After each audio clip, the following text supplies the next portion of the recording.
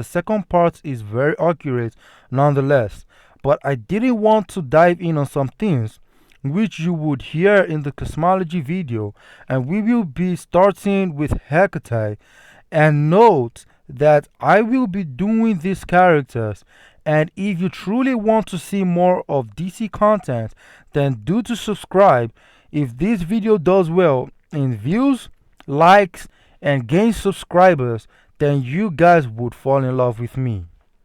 Now, to start this off, I will be diving in on two major things with Hecate, which is the creation myth and the collective unconscious, and how she stacks up, as well as this video is not going to be long because there are other videos like scaling of Wonder Woman, which would include her Modru amped form, Hecate amped form. We have Mobius Wally West, Upside Down Man, Doctor Fate Nabu, Swamp Thing, the Fusionauts, Pryala, Mother of the Endless, Perpetua, Lucifer, and finally, the Presence, which will touch up on things. And as you saw not long ago, I think it is in your best interest to be a part of this very long journey of the DC scaling on this channel. And like I say, I am the best at what I do. Please do to subscribe if you think you would gain a lot from these. If after all these videos have been done and you're not satisfied, then you're free to unsubscribe. But I guess this video will be the first impression. So now let's dive in. Now let's dive in on who and what Hecate is. Hecate is very well known as the queen of witches and relatively that of magic. Hecate has few feats that speaks for itself on how monstrous she is, but like I said, I won't touch up on everything because of the other videos. The first thing is that she was able to take on her sister Ramakrishna, who could rival her at nearly not at full power. Now that is impressive because Ramakrishna also ranks above the sphere of the gods, which is an archetypal plane above the bleed space. Check my DC cosmology videos for that. The second thing she scales from Wonder Woman and other sisters of her, which each have 1/5 of her power, but this will be dived in fully in the Wonder Woman video. The third is that she scales from being the opposite of the Upside Down Man, but more powerful, as Upside Down Man can't even harm or interfere with beings that have been blessed with 1/5 her power. Now, like I said, this video won't be long, but how about we move to the collective unconscious? The collective unconscious is this astral plane, but not astral, of pure reality that it doesn't seem astral, in which your nightmares and pleasures manifest to suit you unknowingly and will destroy or kill you gradually. It is this metaphorical archetypal platonic world of basically illusions which are reality but at the same time not reality. The collective unconscious is Hecate, and Hecate is the collective unconscious. The collective unconscious is the dark being which is relative to the existence of the other kind. Shadowlands, which dwells in the dark multiverse, as we have seen it pop up a lot in recent comics, and that is why I said I'm going to take things step by step. I have to go through Dark Knight's Metal. I'm going to do the scaling for everything. To be honest, you guys would actually really love me because what is coming ahead, no YouTuber has literally done it. And I'm going to give DC fans what is called or defined as beyond pleasure. These things have popped up in recent comics in which it is a world opposite to the multiverse, the light multiverse, on the level even greater than the source. I mean, of course, the source is just classified most of the times as an aspect of Lucifer.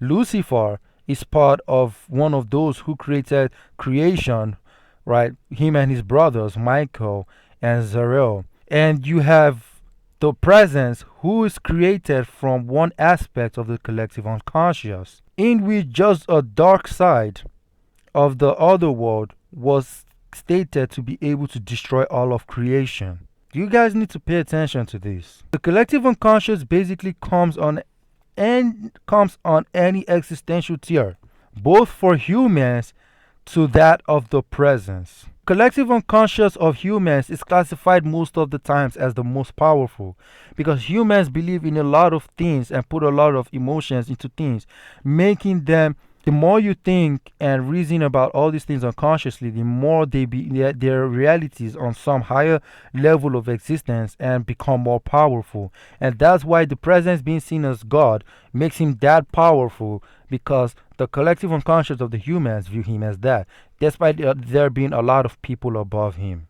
Collective unconscious can be used by the strongest beings of each existential tier for your benefit. Now the question is, how does this affect Hecate? Hecate is the strongest witch, meaning that there is a collective unconscious for magic itself, which was shown, and that is where Psyche used to swap her mind to the body of Diana, and Diana later on came out through a portal from there to the world and took back her body. Basically, like I explained, that the collective unconscious is a realm that if you aren't understanding of yourself, you get stuck in it more and more. And despite that, does not really hold any validation because you wouldn't if it's to get out of there. In which was shown as Diana had to strike a deal with the upside down man to unlock her power of the witch to get out of there, which is a power linked to Hecate, and Hecate rules over the collective unconscious of the magic users. She is the most powerful witch. The collective unconscious basically is a room existing and non existing, but a space beyond space within the minds of everyone, within a niche category of existential nature. And it is stated that they can't just leave it. In fact, it is only Hecate that has such power to send them out. But before I end bring this video to an end, let's really talk about where she scales to. The creation myth would have to be brought up, but not fully here. As I explained earlier, that there are different collective unconscious, and just a mere portion of the great darkness coming was going to burn down heaven, where the presence and the trio live in. The presence was made from a part of the collective unconscious, and most of the gods based on the creation myths of beliefs. Anything humans think as gods, think of gods, and believe they exist unconsciously came to existence through their conscious thoughts. And that's basically what the collective unconscious is, if you remember what I said earlier. Hecate basically is the collective unconscious, and no one, no human, no god, or even deity below even the might of the upside down man can rip people off the page of comics of reality, and even did that to one of the witch sisters in the collective unconscious. If anyone can't get that strong, you can't live there. Not even the presence is going to leave. I mean, even Blight, right? In Justice League Dark, the first one which Wonder Woman wasn't involved per se. The first one which Constantine was actually the leader of the team. They went to the collective unconscious. If I remember clearly, it was in Justice League Dark issues 23, 22, 23, 24, 25, or is it 23, 24, 25, 26, 27? Yes, that is it. They went to the collective unconscious because Constantine even got tricked multiple times by his unconscious self, right? And since Constantine is a very good magician, so he could tell that something was wrong. And then they went to the Blight. The Blight is this being that is basically in the collective unconscious and does whatever he does. Like, he basically uses the collective unconscious to manipulate beings, gods, anything that he sees fit to. And then the collective unconscious is just that powerful. Gods are nothing but nothing to it. Hecate is high altar on a higher scale, but not on an infinite scale, because the great darkness is a larger opposite of the presence, but all on the same tier. This would be dived in more during the Upside Down Man, Wonder Woman, Lucifer, Swamp Thing, The Presence, Eclipso, and Animal Man videos. Hecate is someone you can't cover in one video because of how powerful she is, and her powers mainly come under the narrative context point of view, that more like just pointing out feats. So, because of how powerful she is, in which again, and which she's obviously much more above the presence, I would need to scale every one of those characters.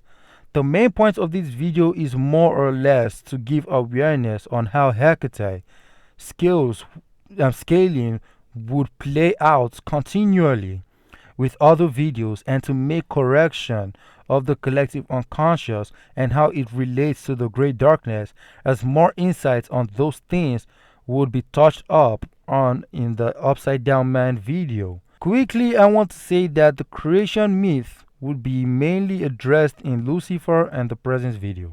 If you found this video informative, please do to like, share, comment, subscribe, and really, I know a lot of you, Marvel, both DC, are looking forward to a lot of these scalings. Marvel fans, I have not forgotten you as well. You guys will be shocked what's coming for you as well. Please do to subscribe, and see you all next time. Peace!